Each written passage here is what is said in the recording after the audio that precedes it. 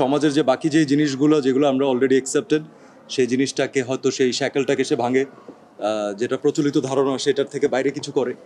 So অন্যের এগেনস্টে যখন কেউ দাঁড়ায় যায় অথবা নিজের ভালোবাসার জন্য নিজের ফ্যামিলির জন্য কেউ ফাইট করে, তখন সে আসলে মোর দ্যান হিউম্যান হয়ে ওঠে। So I think then he becomes the রাক্ষস। দাঁড়া করানোর কাজ তো আসলে অডিয়েন্সের। সো অডিয়েন্স যে রেসপন্স দিচ্ছে তাতে অডিয়েন্স তাদের ফিডব্যাক যদি না দিত তাহলে ফার্স্ট ডেতে এত লিমিটেড শোজ দেওয়া হয়েছে। Anyways I am not going there. I think both of them have addressed it. Second ডেতেই সেটা বেড়ে গেল, থার্ড ডেতে আরও বাড়লো, ফোর্থ ডেতে আলহামদুলিল্লাহ আবার বাড়লো। তো মানে আমি তো দেখতে পাচ্ছি যে গ্রাফ হচ্ছে আসলে এইটা, এবং গ্রাফটা কিন্তু আসলে আপনি আমি জোর করে নিতে পারবো না, এটাও ফ্যাক্ট।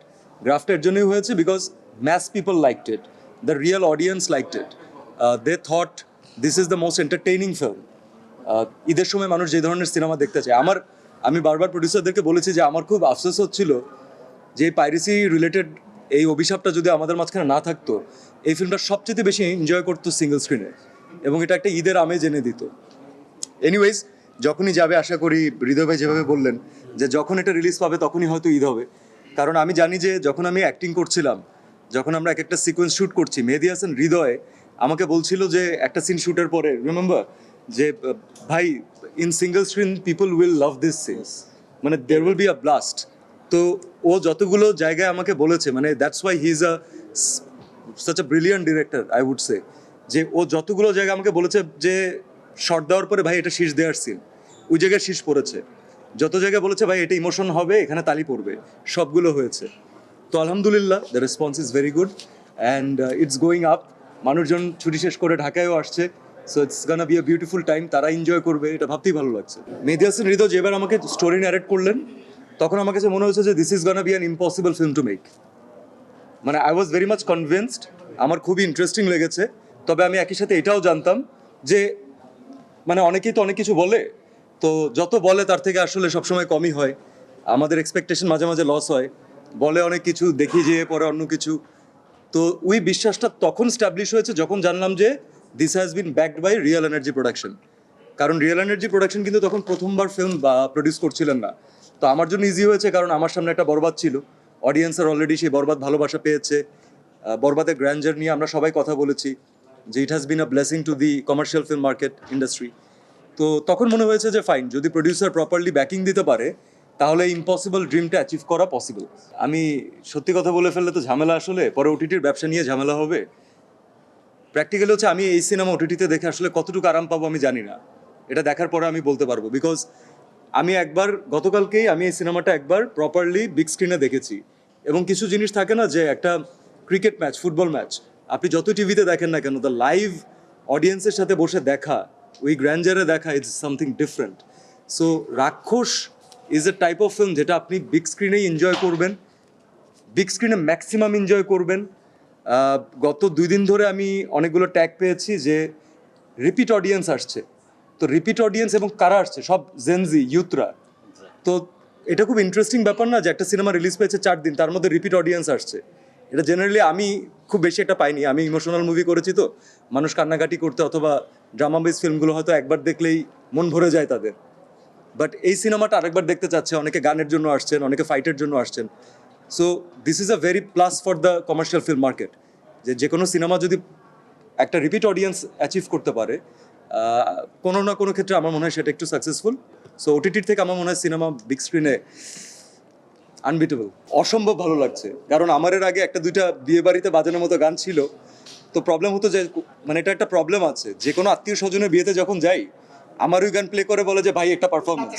হ্যাঁ, এটা খুবই একটা অস্বস্তিকর পরিবেশ। তো আমার মনে হয় সেই অস্বস্তিটা আরেকটু বাড়বে, কারণ এবার আরেকটা গান অ্যাড হলো। But but this is a beautiful thing. আমি সবসময় আসলে এই ধরনের জিনিস আমার খুব ভালো লাগে, কারণ এগুলো না অডিয়েন্সের সাথে খুব ইজিলি আমাদেরকে কানেক্ট করিয়ে দেয়। তো অডিয়েন্স এনজয় করছেন, গতকালকে দেখলাম হলে মানুষ নাচছেন।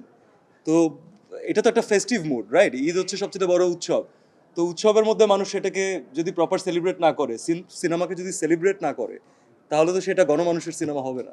কারণ আমি যতটুকু করেছি, যতটুকু আসতে পেরেছি, অডিয়েন্স ভালোবাসা দিয়েছে, তারা রেসপেক্ট দিয়েছে, তারা আরেকটা কাজের জন্য ইন্সপায়ার করেছে। কিছু কিছু কাজ হয়তো তাদের এক্সপেকটেশন অনুযায়ী হয়নি, তো তখন তারা বলেছেন যে we have the faith in you, don't worry, আমি মনে হয় নেক্সট টাইম আরও বেটার হবে। এই সাহস নিয়ে আবার কাজ করেছি এবং আলহামদুলিল্লাহ it work.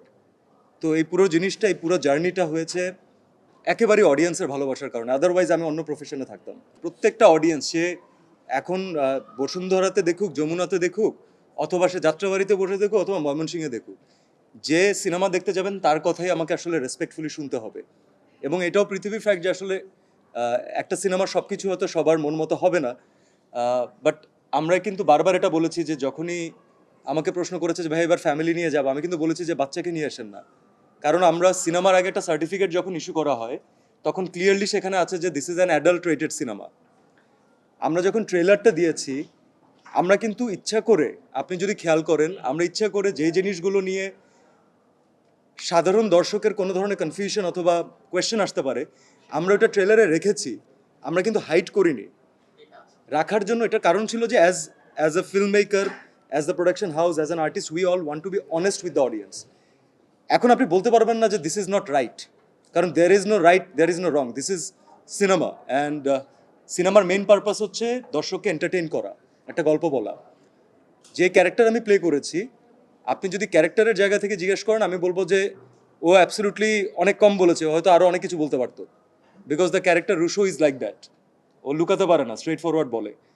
As human being আপনি যদি আমাকে সিয়াম আহমেদ হিসেবে জিজ্ঞেস করেন, সিয়াম আহমেদ হয়তো কখনোই বলতো না। কারণ আমি সবসময় কাজ করেছি যে কাজগুলোতে কখনো নারীরা যেন অসম্মানিত না হয়। ইনফ্যাক্ট আমার, আই উড হ্যাপিলি সে যে most of my blessings have been coming from the women audience. এখনও সেটা পাচ্ছি। আর আশ্চর্যের বিষয় হচ্ছে সবচেয়ে বেশি পরিমাণ নারী দর্শকই রাক্ষসকে পছন্দ করছেন। তার প্রধান কারণ হচ্ছে রুশো তার ওয়াইফের সাথে, তার ভালোবাসার মানুষের সাথে, দিয়ার সাথে কিভাবে ব্যবহার করে এবং কিভাবে তার জন্য ফাইট করে, এটার জন্য, যেটা মনে হয় অনেক মেয়েরই পছন্দ হবে।